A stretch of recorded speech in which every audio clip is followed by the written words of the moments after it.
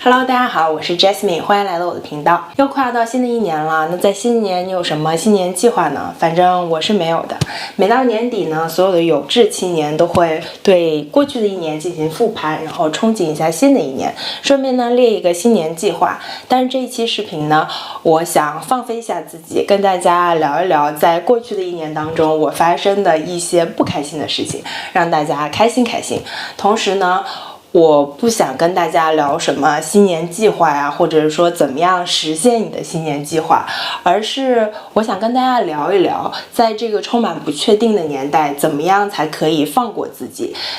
当生活对你下手的时候，怎么样才可以不改变？怎么样才可以在原地躺平，去享受生活的暴击？这19年呢，是我比较意气风发的一年，虽然那个时候也是产后嘛，然后身体还没有完全恢复。整个一年当中，我都在断断续续的生病，但是那时候因为做完了缩胸和腰椎间盘突出的手术，然后体重呢也很好的控制住了，所以呢，我对我整个人的状态其实是相对满意的。同时呢，我在19年年初又拿到了某个世界500强的 offer， 我对于这份工作呢也特别的上心，并且当时以一己之力呢完成了很多卡了很久的项目，为公司呢省了很多钱。但是很不幸的是呢，在19年的年底 HR 呢忽然找我聊说 Jasmine， 我知道你在这一年当中有很大的付出，你的工作也非常的出色，我们也知道你手里有很多项目还没有完成，但是很不幸的是呢，公司由于财务的问题不再有钱去把你手里剩下的项目进行完了，所以你的合同呢在4周之后就要结束。那时候呢，我真的觉得晴天霹雳。我知道公司有一些变动，但是我这个职位一直得到的答复都是非常的稳定的。并且因为那一年接手的项目比较多呢，我那个时候呢想去考一个项目管理的证，并且那个时候已经上完课，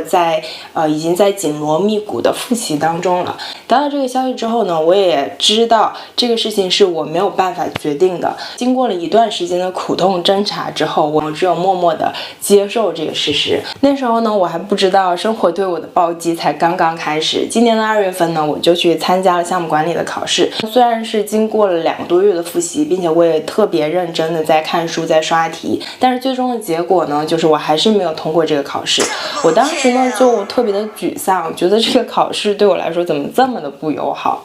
然后带着这种沮丧的心理呢，我就想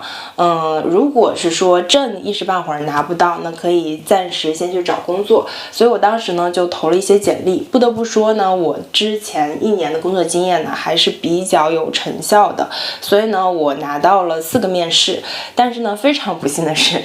这4个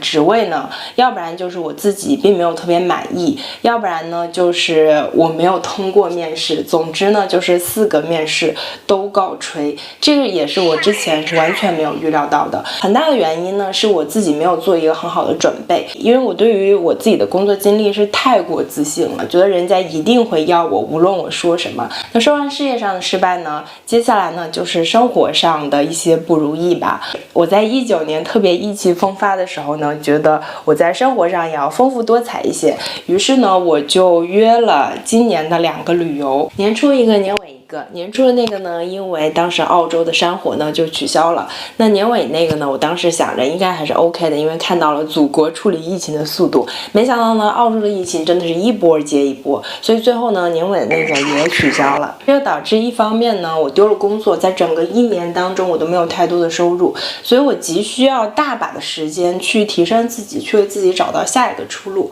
而另一方面呢，因为孩子一直在家，我需要花大量的时间去陪伴他、培养他，给他做计划，所以呢，我没有办法放很多时间去做我自己的事情，所以就导致在很长的一段时间当中呢，我都处于一个紧张、焦虑、恐慌的状态。那个时候真的会经常的自我否定，然后整个人压力也会非常大。所以我当时就在想，这个时候我还能做什么？我当时做的第一步调整呢，就是把我的考试从英文的改到了中文的，然后在我们的大某宝上呢买了一些学习资料，然后呢就用中文去复习，最后呢在6月份的时候用中文去考试，终于是高分通过了这个考试，拿到了证书。在我稍稍的放过自己，走了一些捷径的这个情况下，我忽然意识到，其实在生活对你下手的时候，你未必要硬刚，或许有方法可以让你走一些捷径，或许有方法可以让你稍稍的放松一些。后来的事情呢，大家也看到了，我从今年9月份开始呢做视频，并且呢在多个平台经营自己的频道。我当时的想法呢，就是觉得我作为一个从高中开始就打辩论的人呢，在语言上，包括在逻辑上呢，会有一定的优势的。但是几个月过去了，大家也可以看到我的频道的经营状况呢，包括我的声量、我的流量呢，并没有特别的高。但是呢，这件事情也成为了另外一个让我稍稍的放过自己的一个契机。在我做视频之后呢，很多很久没有联系的朋友会联系到我说，看完我的视频之后很有启发呀，或者是很有共鸣啊，然后会掏心掏肺的跟我说一些他自己的感受，他自己的经历，让我会很有触动。包括是有一些陌生的朋友会在我视频的下方呢留很长的留言，真的是让我很感动。说实话，我的频道经营到现在，虽然并不是一个大 V， 虽然我也并没有红起来，虽然呢我的频道并没有开始盈利，但是呢我现在的流量其实已经是远远超出了我的预期了。所以在这边呢，真的非常感谢每一位关注过我的朋友，如果没有你们的支持，可能我根本就坚持不到现在，因为你们让我看到了我在做这件事情上的价值。即使是说有人骂我，你们在骂我的时候可以心里稍稍放松一些，让你们的缓解一点你们的焦虑，我觉得我做这件事情都是值得的。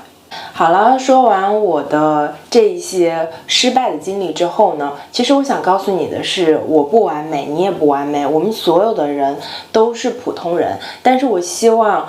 在新的一年呢，我们所有的人都可以学会放过自己。我们在生活中听了太多的我要改变，我要进步，我要奋进，我要走出自己的舒适圈，我要给孩子做一个很好的榜样，我要让我自己成功的速度大过父母老去的速度。我们听过太多的这个鸡汤正能量，但是我想说的是，我们缺的不是鸡汤和正能量，我们缺的恰恰是放过自己的勇气。现在的年轻人压力真的已经很大了，特别是你再去看一看你的光彩亮丽的朋友圈，然后你就会发现自己更加的失败，更加的渺小。从家庭到事业到个人的外貌也好啊，身材也好，似乎都不如人。特别是你如果不小心关注了一些积极阳光正能量的博主或者 UP 主，你就会更看低自己，你会觉得别人每天都是那么的能量满满，那么的积极阳光向上，遇到生活中的所有的难题都知道怎么样去解决，总是轻而易举的就可以取得你无法企及的成功。但事实情况并不是那样的，像我这样付出了很大努力却依旧失败的才是生活的常态。而我们要做的正是认清了生活的真相，看清了这些人间真实之后，依旧可以享受当下的生活。我今天呢刷到一个朋友圈说，如果不考虑工资的话，你会选择怎么样的工作？下面一众留言都是说，如果不考虑工资的话，我不要工作，我要躺着。但是实话实说，在回答的这些人当中，又有几个能真正的心安理得的躺着呢？这种人太少了，因为我们从小接受的教育，因为我们作为个体那种想要进步、想要向上的那种原始动力，使得我们不可能让自己躺平做咸鱼。而在我们的生活当中，能够给自己松松绑都已经做得很棒了。当然我这里不是让大家在新的一年就不要努力了，努力是生活的必需品。我只是希望你在新的一年不要因为这些正能量的鸡汤把自己逼到死胡同，不要总是跟别人去比较，不要用别人或者外界的标准来要求自己，不要总是认为人就是需要改变的，人就是需要走出舒适圈的。实际上改变有改变的好处，不改变有不改变的好处。如果你就是一个内向的人，你就是解决不了社交恐惧的问题，那么说明你花了更多的时间与自己相处，花了更多的时间去学习和思考，这难道不好吗？如果你就是减肥减不下来，这说明你很 enjoy 你自己的食物，这不好吗？如果你就是坚持不了早起，说明你不是一个百灵鸟式的人物，那就把更多重要的工作和事情放到晚上去解决，这也很棒啊。你有哪些放过自己或者是给自己松松绑的心法呢？也欢迎在视频的下方给我留言哦。新的一年呢，我们未必比上一年更加的自律，但是我希望大家都比上一年更加的快乐。最后呢，祝大家圣诞快乐，新年快乐！感谢你收看完了2020年的最后一期视频，那我们2021年再见喽，拜拜。